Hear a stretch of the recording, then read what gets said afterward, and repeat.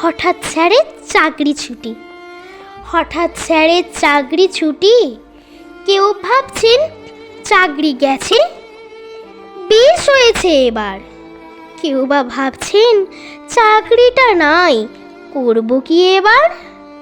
কেউ করেছেন চাকরি চুরি, কেউ নিয়েছে টাকা।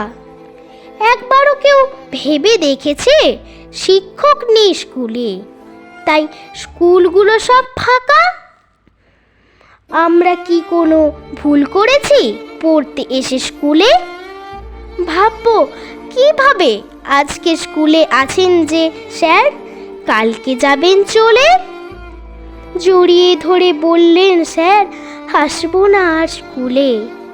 হঠাৎ স্যারের এমন কথা বুঝতে পারিনি খুলে।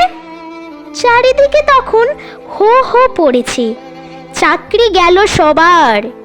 ক্ষতিটা যে কার হলো জানি না।